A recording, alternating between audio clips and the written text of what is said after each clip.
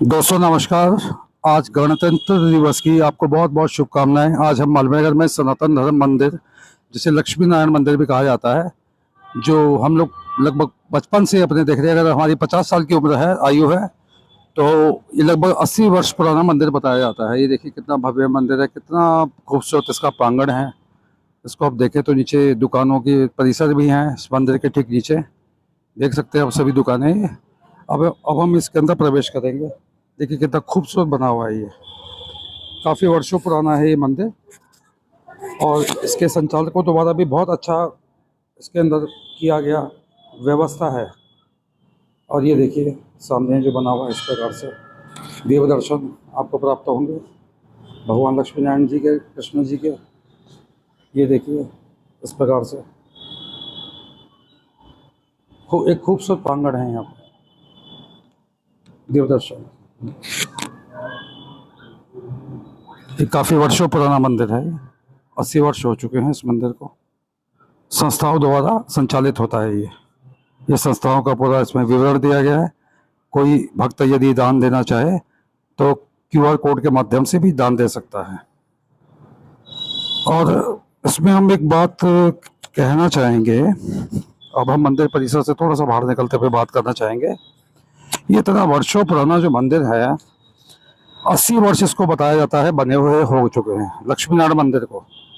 मैं पहले अपना परिचय दे देता हूँ। मैं मनोज शर्मा यहाँ से रिपोर्टिंग कर रहा हूँ, और 50 साल की जो मेरी आयु है, इसमें मैं बचपन से इस मंदिर को देख रहा हूँ। यहाँ पर बहुत खूबसूरत है, श्रद्धालु बहुत आते हैं, पर्व त्यौहार बहुत होते हैं, और बहुत से कार्यक्रम आयोजित किए जाते हैं। इसके अलावा भी शादी समारोह, बच्चे का कोई मुंडन का समारोह हो, या फिर कोई किसी की पुण्यतिथि की कोई क्रिया हो, कुछ भी हो, बहुत कुछ होते हैं आयोजन यहाँ पर।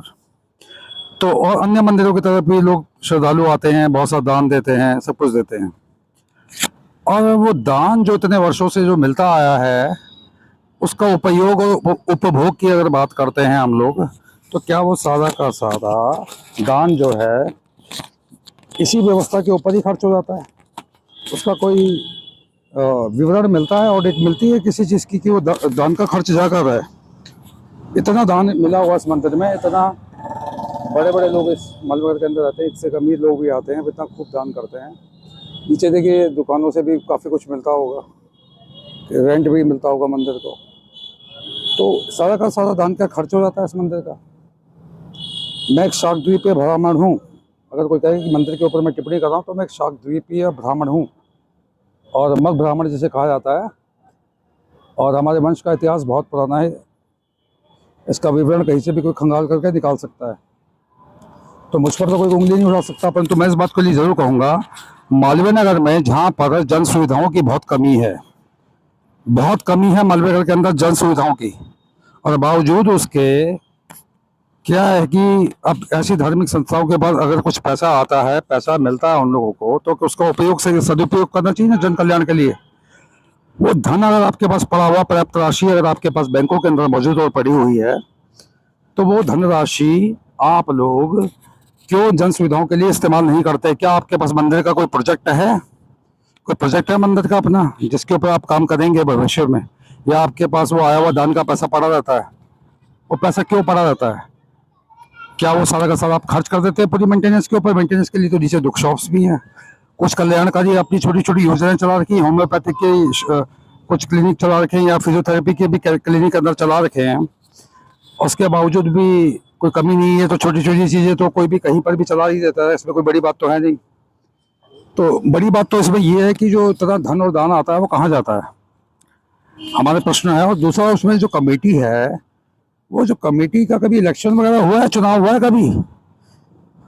मेरा तो प्रश्न यही है। ये सवाल तो सभी को लोगों को कहता हूँ कि आप लोग जो भी दान देते हैं इतना ज़्यादा, क्यों देते हैं इतना दान? क्या वाकई पुण्य कर्म में लगता है दान? ये आपका पुण्य कर्म में सम्मिलित होता है दान?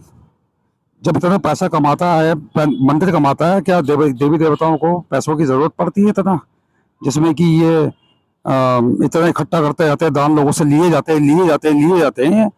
अब क्यों दे रहे हैं इतना दान? किसी जरूरतमंद को दीजिए ना।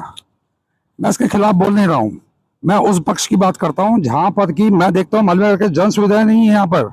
अच्छी लेन्स नहीं बनी हुई है, सिर्फ व्यापारिक संस्थाओं के, मार्केट के, परिसर के लोगों के क्षेत्र में ही थोड़ा बहुत 2 टॉयलेट्स बने हुए हैं जो थोड़े बहुत ठीक है, बाकी जगह बिल्कुल ठीक नहीं है, सड़कें बहुत खराब है यहाँ पर। और मंदिरों में भी पर्याप्त मात्रा में धन और दान का आया हुआ पैसा उपलब्ध है।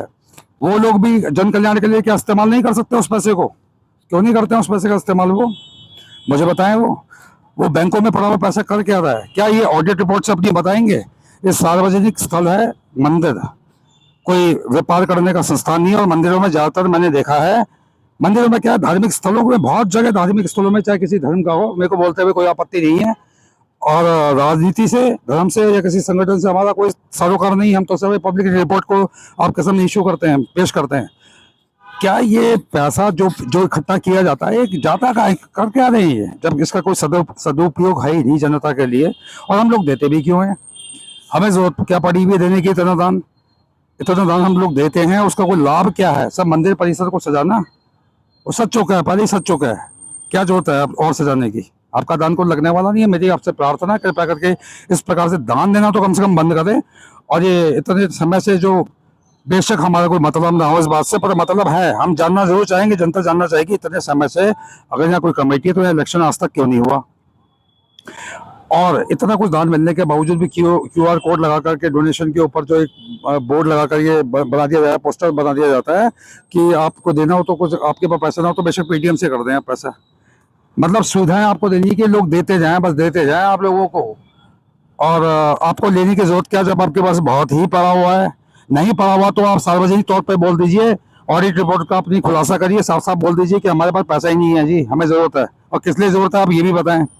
आपके पास कोई प्रोजेक्ट है क्या जो भविष्य में काम करेगा, जो जन सुविधा देगा? आपको ये नहीं दिखता है मालवीय के अंदर क्या नाम है, यहाँ कोई टॉयलेट नहीं है, यहाँ की लेंस अच्छी नहीं बनी हुई है, वहाँ पर ही काम लगा दे, काम कर ले, ये मंदिर भी कर ले। शुरुआत तो करे कहीं से, वो करनी नहीं है, बस मंदिर से जाना है, श्रद्धालु आए, आकर्षित हों। धर्म के नाम पर बिजनेस तो हर जगह चल रहा है, हम क्यों ना करें इस बात को? हमें कहते हुए कोई शर्म नहीं है, हम तो करेंगे इस बात को। और आप इसके ऊपर क्या कहना चाहते हैं? आपके सवालों का, आपके विचारों का हम लोगों को बहुत इंतजार रहेगा। जिसको अगर मिर्ची लगती है तो लगे, कई बार लगे, हमें कोई फर्क नहीं पड़ता, हम अपनी बात बेबाक करेंगे। और हम इस बात को जानना जरूर चाहेंगे कि यहाँ पर ऑडिट रिपोर्ट क्या सार्वजनिक करी जाती है, वरना हम लोग आरटीआई लगा के पूछेंगे कि इतना बड़ा जो धार्मिक स्थल है बना हुआ, क्या यहाँ पर जो धन एकत्रित होता है उसका सदुपयोग होता है? कोई प्रोजेक्ट बनता है, नहीं बनता है, तो ये किस काम आने के लिए होता है? तो मैं मनोज शर्मा, मालवीय नगर, दिल्ली से जो रिपोर्ट कर रहा हूँ, जल्दी दूसरी रिपोर्ट में आपका इंतजार करूंगा, आपसे आपके जवाबों का भी इंतजार करूंगा। तब तक के लिए नमस्कार, नमस्कार, नमस्कार।